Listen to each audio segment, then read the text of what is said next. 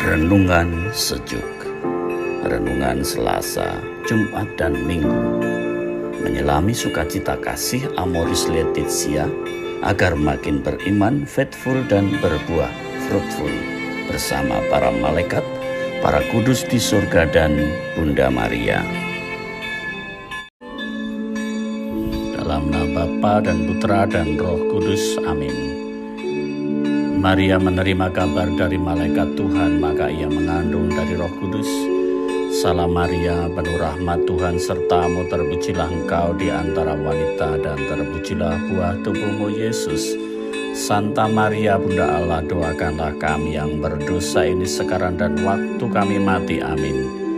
Aku ini hamba Tuhan, terjadilah padaku menurut perkataanmu. Salam Maria, penuh rahmat Tuhan sertamu, terpujilah engkau di antara wanita dan terpujilah buah tubuhmu Yesus. Santa Maria Bunda Allah, doakanlah kami yang berdosa ini sekarang dan waktu kami mati. Amin. Sabda telah menjadi daging dan tinggal di antara kita. Salam Maria, penuh rahmat Tuhan sertamu, terpujilah engkau di antara wanita dan terpujilah buah tubuhmu Yesus. Santa Maria Bunda Allah, doakanlah kami yang berdosa ini sekarang dan waktu kami mati. Amin. Doakanlah kami ya Santa Bunda Allah, supaya kami dapat menikmati janji Kristus. Marilah berdoa. Ya Allah, karena kabar malaikat kami mengetahui bahwa Yesus Kristus Putramu menjadi manusia, kami mohon curahkanlah rahmat-Mu ke dalam hati kami, supaya karena sengsara dan salibnya, kami dibawa kepada kebangkitan yang mulia oleh Kristus Tuhan kami. Amin. Mandul dan adopsi. Cerita Romo kisah Samiun. Samiun dipercaya oleh Mak Swilan menyelamatkan anak kesayangannya. Anak ini lahir secara ajaib berkat ketekunan doa sejak dia ditinggalkan suaminya sebelum punya keturunan. Dia punya keinginan besar untuk mempunyai anak, sampai membawanya bermimpi. Karena mimpinya itu, Mak Swilan pergi mencari daun teh di hutan dan menemukan di bawah pohon teh yang besar sebuah bungkusan. Astaga, ia hanya menemukan sebiji timun, tetapi suara raksasa penghuni pohon menjanjikan akan mengubah timun menjadi anak dengan cara menanamnya, dan kelak ketika besar menyerahkan kembali pada raksasa penunggu pohon teh. Setelah sebulan, ia menanam biji timun itu dan akhirnya ia menemukan sebuah mentimun keemasan. Lama-lama tumbuh menjadi besar.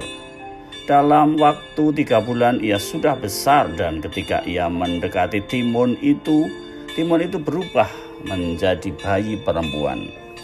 Maka Mak Swilan memberi nama Yuni Timun Mas.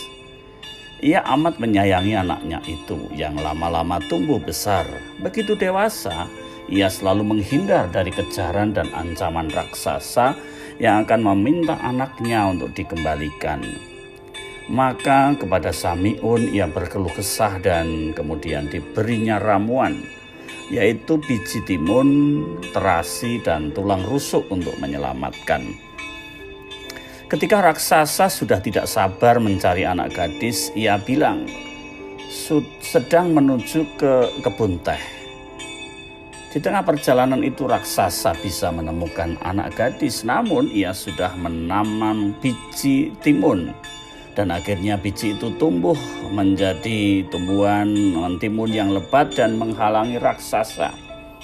Tetapi raksasa itu lahap.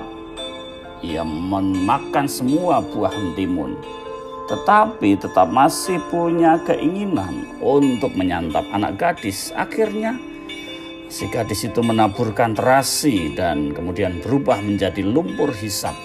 Raksasa tertelan lumpur hingga selamatlah ia. Tinggal tulang rusuk yang ditanam di bawah pohon teh besar. Setelah bertahun-tahun, Mak Swi yang sudah tua pergi ke hutan dan menemukan tulang yang ditanam anaknya itu berubah menjadi pangeran. Mak Swi mati bahagia di bawah pohon teh. pangeran dan anak gadisnya akhirnya menikah.